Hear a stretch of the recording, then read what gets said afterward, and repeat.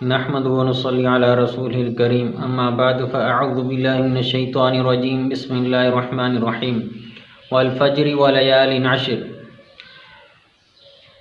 ذی الحجہ کی ان 10 دنوں کی بہت بڑی فضیلت ہے۔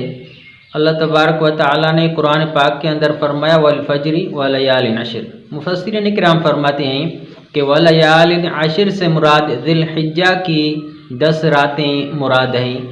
اللہ تبارک و تعالیٰ کو کسی بات کے لیے قسم کھانے کی ضرورت نہیں ہے، لیکن اللہ تبارک و تعالیٰ نے ان 10 راتوں کی فضیلت بیان کرنے کے لیے ان راتوں کی قسم کھائی۔ ان راتوں کی اتنی فضیلت ہے کہ ان کا ذکر اللہ تبارک و تعالیٰ نے قسم کھا کر قرآن پاک میں ذکر فرمایا۔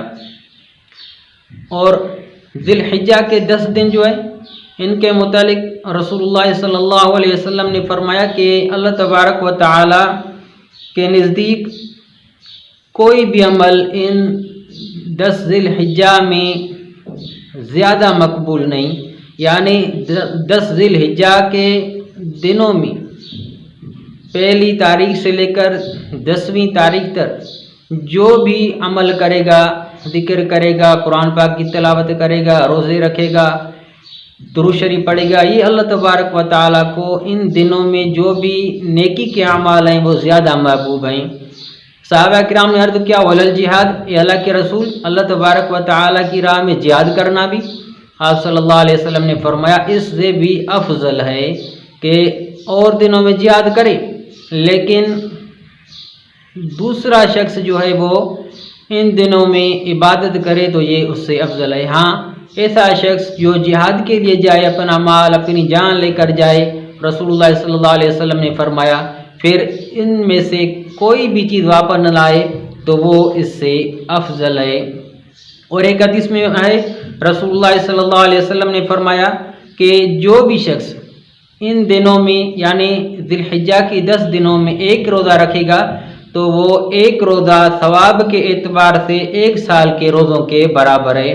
اور فرمایا کہ ان راتوں میں یعنی ذی الحجہ کی ان 10 راتوں میں اگر کسی بھی ایک رات میں یا 10 ہی راتوں میں عبادت کرے گا تو ایک رات کی عبادت جو ہے وہ لیلۃ القدر کی عبادت کے برابر اس کو ثواب ملے گا۔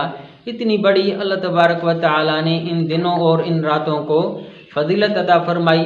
اور ایک فضیلت ان دنوں کی یہ بھی ہے کہ وہ عبادتیں جو عام دنوں میں ادا ہوتی ہیں، ایک عبادت ایسی بھی ہے جو ان دنوں کے علاوہ کسی اور دنوں میں ادا نہیں ہوتی، اور وہ ہے حج کی عبادت۔ حج بھی جو ہے انہی دنوں میں ادا ہوتا ہے۔